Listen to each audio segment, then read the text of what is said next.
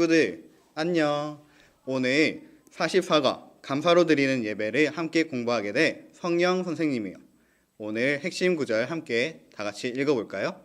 감사로 제사를 드리는 자가 나를 영화롭게 하나니 그의 행위를 옳게 하는 자에게 내가 하나님의 구원을 보이리라.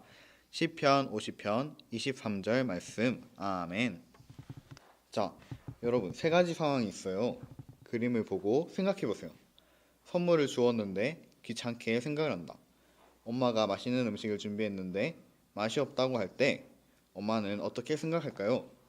기분이 좋지 않겠죠? 마찬가지예요. 하나님의 입장에서 생각해 보세요. 하나님이 햇볕과 비를 주셨어요. 그런데 농부가 불만을 가진다면, 감사하지 않는다면 어떻게 할까요? 네, 맞아요. 결국 감사가 없으면 주는 사람의 마음이 별로 좋지 않겠죠? 내가 다른 사람에게 호의를 베풀었을 때 이와 유사한 경험을 한 경우가 있나요? 그때 기분이 어땠나요? 그래요. 기분이 좋지 않았죠? 감사는 이렇게 우리의 삶에 꼭 필요한 것 같아요. 오늘 감사절을 맞아 감사에 대해서 깊이 생각해 보도록 해요. 76쪽을 보면 기억과 표현란이 있어요. 이것을 보고 왜 감사가 없는지 생각해 보세요. 왜 감사가 없을까요? 네, 사람들은 생각을 기억하고 생일 축하를 해요. 선생님의 칭찬을 듣고 감사하는 마음을 전하고 초대에 대한 기억을 하고 감사의 표현을 해요. 결국 감사는 기억에서 시작되는 것이에요. 이스라엘 사람들은 아픈 기억을 가지고 있어요. 자기들의 나라가 망하고 나서야 자신들이 무엇을 잘못했는지 생각하게 되었어요. 이것은 지금부터 약 2500년 전과 그 이전에 실제로 있었던 일이에요. 그림을 보고 어떤 아픈 기억인지 이야기해봅시다. 자, 맞게 기록하셨나요? 1번부터 살펴보겠습니다. 1번에는 기억 상실이에요. 이스라엘 백성들은 하나님에 대한 기억을 잊어버렸어요. 두 번째는 감사 상실이에요. 당연히 그 결과 하나님께서는 감사로 제사 드리는 사람을 원하셨어요. 세 번째는 구원 상실이에요. 하지만 그들이 감사하지 않았기 때문에 하나님은 그들을 찢으신다고 했어요. 즉, 그들을 버리실 것이고 건질 사람이 아무도 없게 되는 거예요. 구원을 상실한 거예요. 위의 이야기를 바탕으로 감사에 대해 멋진 말을 만들어 보세요. 어떤 말들이 있을까요? 그래요. 다양한 말을 할 수 있겠죠. 감사는 모든 사람의 의무이다. 감사는 사랑의 표현이다. 등이 있을 수 있어요. 이스라엘 백성들을 보면서 감사와 관련된 멋진 말을 만들어 봅시다. 여러분, 무엇을 잊어버리는 것이 쉬울까요? 아니면 기억하는 것이 쉬울까요? 내가 잊어버리고 실수한 것들을 서로 말해보세요. 그리고 반대로 내가 무언가를 기억해줘서 사람들이 기뻐했던 적이 있다면 말해봅시다. 어떤 것들이 있을까요? 먼저 기억에는 가족들의 생일이나 부모님의 결혼 기념일을 기억해서 선물을 주면 가족들이 기뻐해요.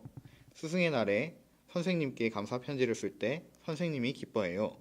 국군 아저씨께 위문 편지를 쓸 때 국군 아저씨가 기뻐해요. 등이 있겠죠. 망각에는 뭐가 있을까요? 시험 날짜를 모르고 시험을 망쳤다. 할머니에게 감사하다는 말을 못했는데 그날 오후에 돌아가셨다. 친한 친구가 외국으로 이사를 가는데 그만 날짜를 잊어버려 마지막 인사를 못했다. 이런 것들이 있겠죠? 어때요?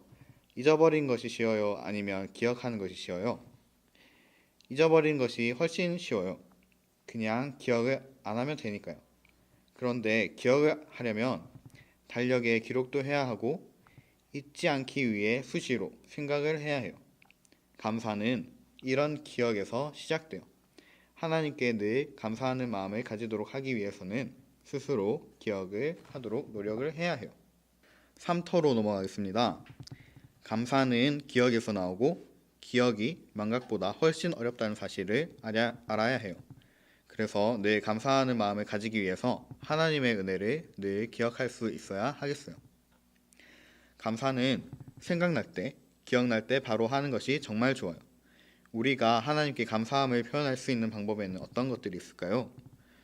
오늘 그림을 보면 5가지가 있어요. 찬양을 할 수도 있어요. 찬양곡 중에 감사의 마음을 표현할 수 있는 것이 있어요. 어떤 것이 있을까요? 예수님의 이름으로 남을 도와줄 수도 있어요. 그러면 예수님의 이름을 사람들이 기억하겠죠? 추수감사절 예배를 정성껏 드릴 수도 있어요. 감사헌금을 하나님께 드릴 수 있어요. 그뿐만이 아니에요. 하나님께 감사한 마음을 주변 사람들에게 표현할 수도 있어요. 어디에서 누구에게 할 수 있을까요? 감사의 마음을 기도를 통해 하나님께 직접 할 수도 있고 항상 자신에게 말할 수도 있어요. 언제 어떻게 할 수 있을까요? 이렇게 많은 감사의 방법이 있다는 것을 몰랐을 거예요. 각자 자신에게 맞는 방법을 생각해보고 기록하고 지금 바로 감사의 표현을 해보도록 해요. 친구들, 오늘은 선생님과 감사에 대해 배워보았어요. 그럼 한 주 동안 오늘 배운 말씀을 잘 기억하는 여러분들 되시길 바랄게요. 선생님이 기도하고 마치도록 하겠습니다. 하나님 아버지 감사합니다. 오늘 친구들 감사로 드리는 예배에 대해서 배워보았습니다. 한 주 동안 감사를 실천하는 우리 친구들 다 될 수 있도록 주님 도와주세요. 감사를 드리며 살아계신 예수 그리스도 이름으로 기도드립니다. 아멘. 친구들, 그럼 다음 시간까지 안녕.